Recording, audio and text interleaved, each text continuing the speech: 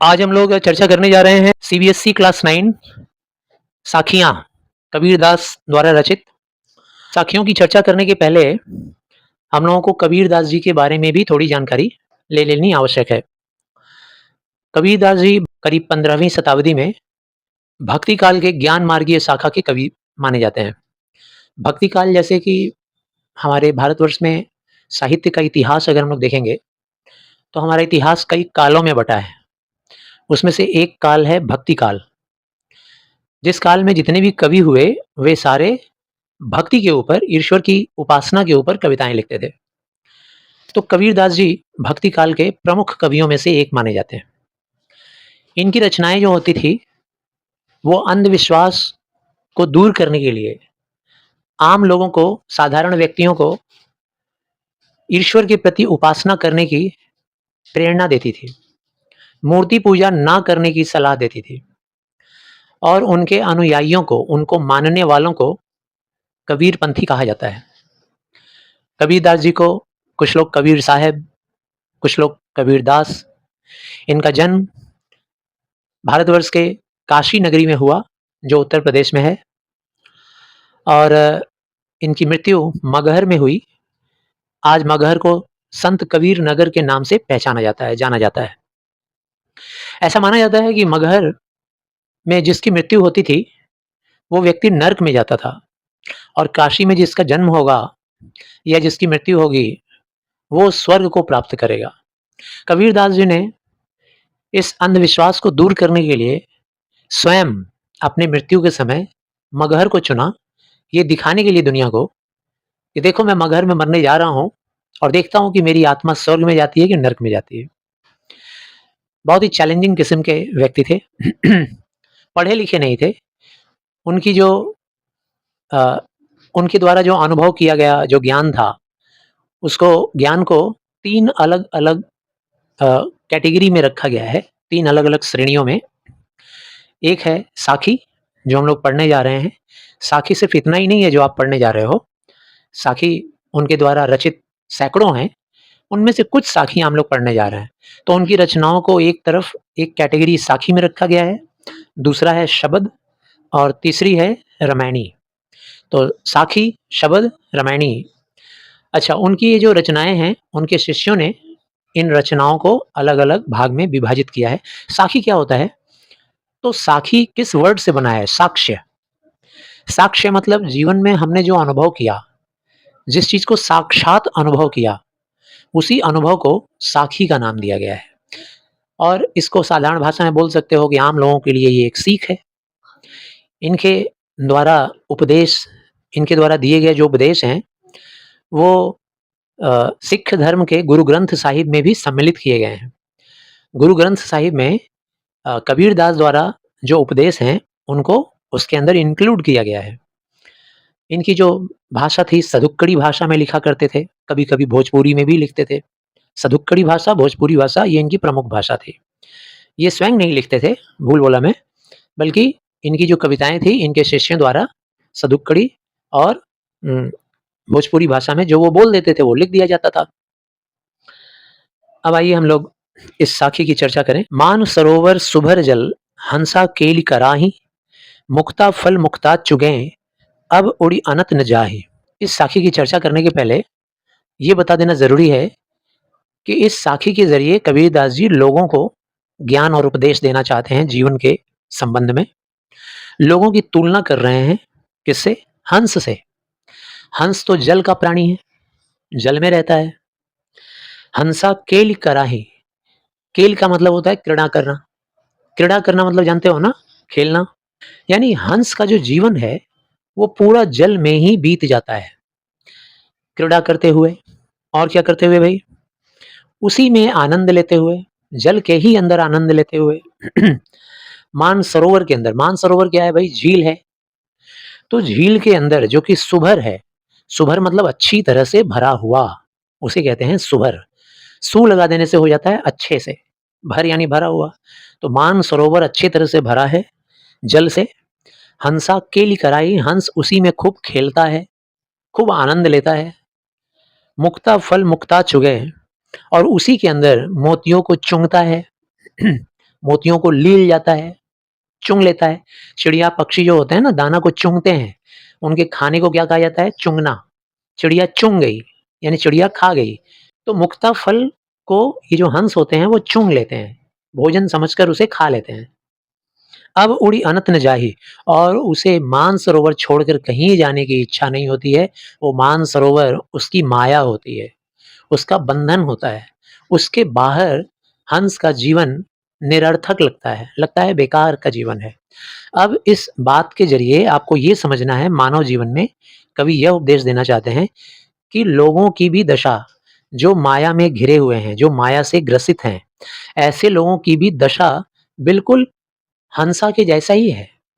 कैसी है भई हंसा के जैसा? जैसे हम लोग भी इस संसार के प्राणी बन चुके हैं। संसार में आकर सुखों का भोग करते-करते विलासिता के आदी हो गए हैं। यानी भोग विलास के आदी हो गए हैं। कमाना है, खाना है, खर्च कर देना है, रोना है कि अब हमारे पास नहीं है, यही हमारी माया है, इसी में उलझ कर रह गए हैं। ईश्वर के प्रति तो हमारी आस्था ही खत्म होती जा रही है। भौतिक सुखों को ही हमने अपना सब कुछ मान लिया है। यह मान लिया है कि भौतिक सुख ही हमारा आदि है और वही हमारा अंत है।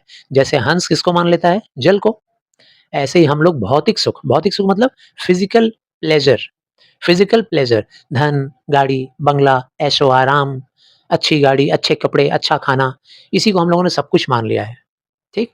लोगों में उलझ कर ये मेरा है, ये मेरा है, वो मेरा है। हम लोग भी हंस की तरह से मानसरोवर में ही, मानसरोवर किसे कहा गया है? इस जीवन को, संसार को। इस संसार को मानसरोवर कहा गया है और हम लोग, मनुष्य लोग हंस हैं। हम लोग भी इसी में खेलते हैं, इसी में आनंद उठाते हैं। मुक्ता फल हम लोग भी चूमते हैं यहीं पे। मुक्ता फल क्या है भई? तो सांसारिक सुख, सुविधाएँ, भोग की चीज़ें, इसी को चूमते रहते हैं। चूमते रहते हैं मतलब आनंद लेते हैं उसका। अब उड़ी अनत न जाही, और इस संसार के अलावा इस जीवन के बाद के जीवन, ईश्वर की दुनिया को हम लोग कुछ समझते ही नहीं है। लगता ही नहीं है कि इस संसार के बाहर भी कुछ है। तो ये पहली साखी पूरी हुई।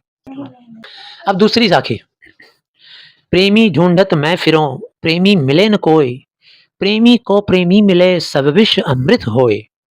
अब देखिए, प्रेमी प्रेमी को ढूंढ रहा है।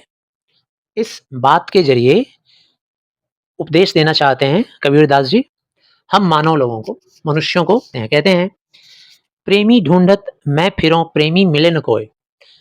हम लोगों की, मनुष्य की भी यही दशा है। हम लोग ईश्वर को ढूंढते रहते हैं अपने जीवन में, मंदिर में ढूंढते हैं, मस्जिद में ढूंढते हैं। मनुष्य को प्रेमी मान लिया गया है, यहाँ पर व्यक्तियों को प्रेमी माना गया है और हम लोग अपने प्रेमी को ढूंढते हैं। मतलब हम लोग अपनी प्रेमिका वाली प्रेमी को नहीं। यहाँ हमारी प्रेमिका कौन है या हमारा प्रेमी कौन है? ईश्वर।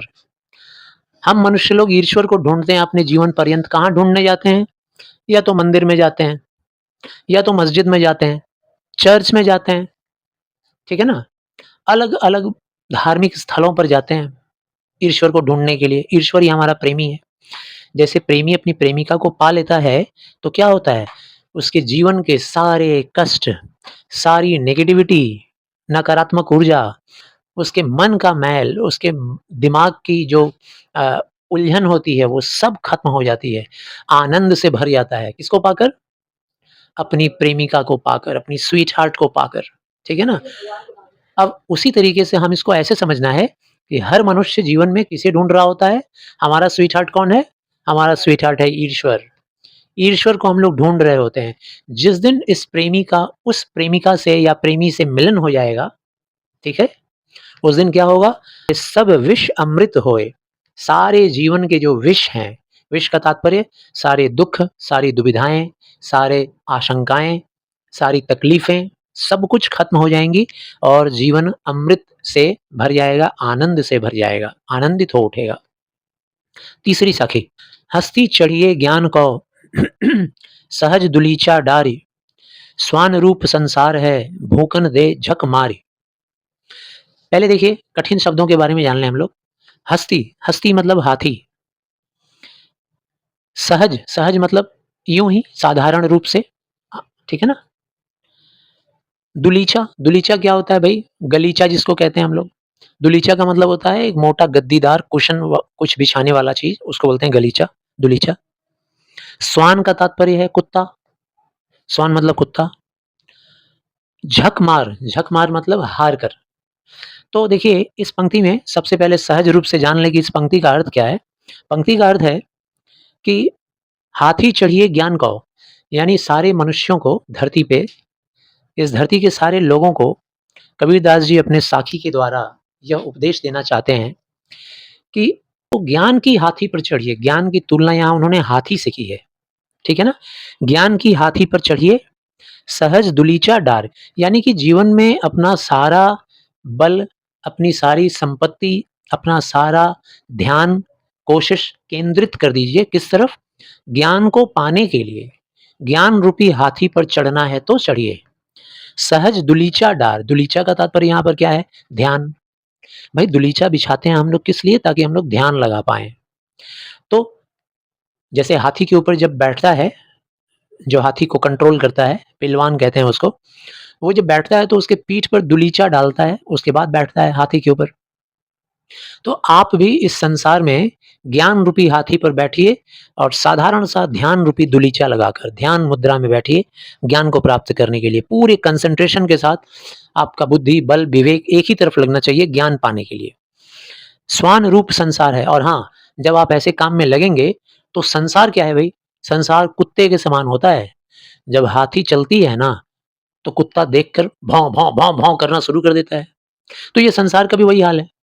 संसार क्या करेगा? जैसे ही देखेगा कि आप ज्ञान की बातें कर रहे हो, संसार जैसे ही देखेगा कि आप ज्ञानी बन रहे हो, अच्छी-अच्छी किताबें पढ़ रहे हो, पुराण पढ़ रहे हो, ठीक? दर्शन शास्त्र पढ़ रहे हो, तो लोग तुम्हारा मज़ाक उड़ाना शुरू कर देंगे। लोग तुमको कहेंगे, "बड़ा आया ज्ञानी।" बड़ा अपने आप को ज्ञानी समझता है। लोग यही कहना शुरू करेंगे। तो उनकी स्थिति कैसी होती है? उनकी स्थिति कुत्तों के समान होती है, ऐसे लोगों की जो लोग आलोचना करते हैं, जो लोग तुम्हारी टाँग की खिंचाई करेंगे। भूकन दे झक मार, अंततः कुत्ते की तरह वो भी भौंकते, भौंकते, भौंकते झक मार के हार मान लेंगे। छोड़ देंगे तुमको तुम्हारे रास्ते पर और तुम ज्ञान अर्जन करते हुए आगे बढ़ते जाओ। तो ये तीसरी साखी कंप्लीट हुई।